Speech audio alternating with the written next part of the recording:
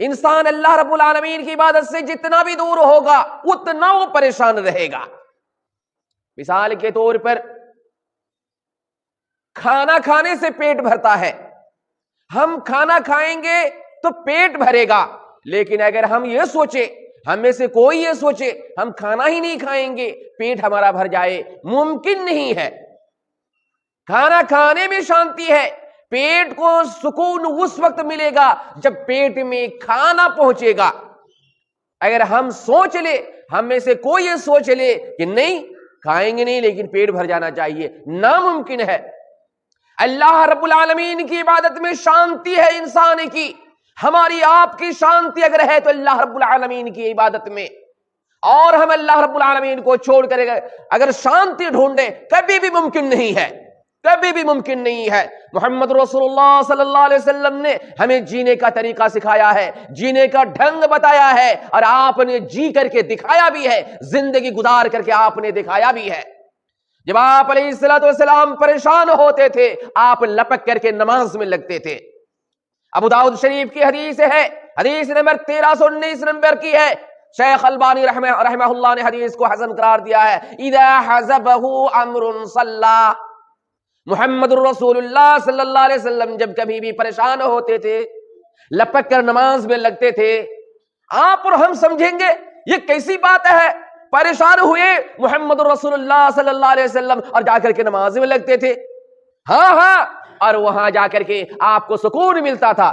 اسی ابو داؤد شریف کی حدیث آپ سن لیجئے، کتاب الادب کے اندر موجود ہے. شیخ البانی نے اس حدیث کو صحیح قرار دیا ہے کہ آپ علیہ السلام حضرت بلال سے کہا کرتے تھے، کب؟ جبکہ آپ علیہ السلام پریشان ہوتے تھے، یا بلال اقم الصلاۃ ارحنا بها، اے بلال نماز قائم کر اور اس کے ذریعے سے ہمیں آرام پہنچا، سکون پہنچا. مطلب ہم بے چین ہیں، پریشانی ہمیں ستا رہی ہے، ہمیں سکون نہیں ہے. بلال اذان دو، نماز قائم کرو، ہم نماز میں لگیں گے تب جا کر کے ہمیں سکون ملے گا. ظاہری طور پر ہمارے اندر سوال پیدا ہو سکتا ہے، ظاہری طور پر ہم سوال کر سکتے ہیں یہ کیسی بات ہے، نماز پڑھیں گے تو سکون ملے گا. آپ کا ذہن ہے، ہمارا ذہن ہے، لیکن رب نے اسی نماز کے اندر شانتی رکھی ہے. آپ قرآن پڑھیں، سورۃ البقرہ کی غالباً آیت نمبر 45 سے ہے. اللہ رب العالمین فرماتا ہے وَاسْتَعِينُوا بِالصَّبْرِ وَالصَّلَاةِ وَإِنَّهَا لَكَبِيرَةٌ إِلَّا عَلَى الْخَاشِعِينَ. وَاسْتَعِينُوا بِالصَّبْرِ وَالصَّلَاةِ، اے پریشان ہونے والے انسانوں، اے لوگوں جو بے چین ہو دنیا میں، جنہیں شانتی نصیب نہیں ہے، جو پریشانی میں مارا مارا پھرتا ہے، اگر تم شانتی چاہتے ہو، سکون چاہتے ہو، چین چاہتے ہو تو اللہ رب العالمین سے سکون مانگو، شانتی مانگو، مدد مانگو اپنی زندگی میں سکون اور چین حاصل کرنے کے لیے. لیکن صبر کرو اور نماز کے ذریعے سے.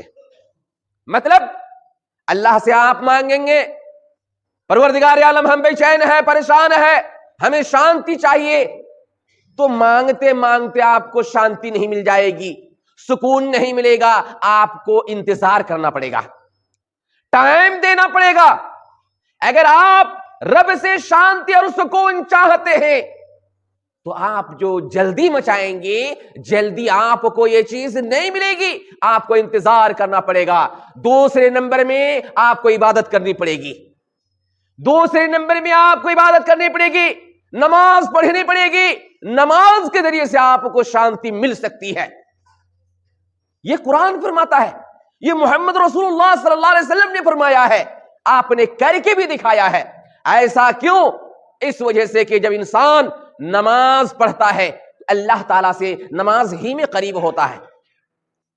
سب سے زیادہ انسان کب اللہ سے قریب ہوتا ہے، اللہ سے باتیں کب کرتا ہے؟ نماز ہی میں باتیں کرتا ہے، نماز ہی میں اللہ رب العالمین سے باتیں کرتا ہے، وہ بھی کان میں باتیں کرتا ہے. اٹھائیے بخاری پڑھتے جائیں، اللہ کے نبی علیہ السلام نے فرمایا ان العبد اذا صلى يناجي ربه، جب کبھی بندہ نماز پڑھتا ہے تو اللہ رب العالمین سے سرگوشی کرتا ہے. سرگوشی کرنا یہ اردو لفظ ہے، عربی میں یوناجی، ناجا یوناجی کہتے ہیں، کان میں باتیں کرنا. کتنا قریب ہوتا ہے بندہ نماز میں کہ اللہ رب العالمین سے کان میں باتیں کرتا ہے. اللہ اکبر, اتنا قریب ہو جاتا ہے. تو آپ اپنے دل کی بات, آپ کی خواہشات, آپ کی تمنائیں, آرزوئیں, آپ کیا چاہتے ہیں رب سے, نماز میں جا کر کے پیش کرتے ہیں. نماز میں پھر سجدہ میں سب سے زیادہ بندہ اللہ رب العالمین سے قریب ہوتا ہے. تو پھر آپ دور رہ کر کے, اللہ رب العالمین سے الگ تھلگ رہ کر کے, ہٹ کر کے آپ شانتی کیسے پا سکتے ہیں؟ سکون آپ کو ملے گا تو آپ اللہ سے قریب ہوں گے تب جا کر کے. اور نماز میں انسان اللہ رب العالمین سے قریب ہوتا ہے. ہمارا حال یہ ہے کہ ہم اللہ رب العالمین سے دور ہٹ کر کے اللہ سے شانتی حاصل کرنا چاہتے ہیں, اور یہ ناممکن ہے.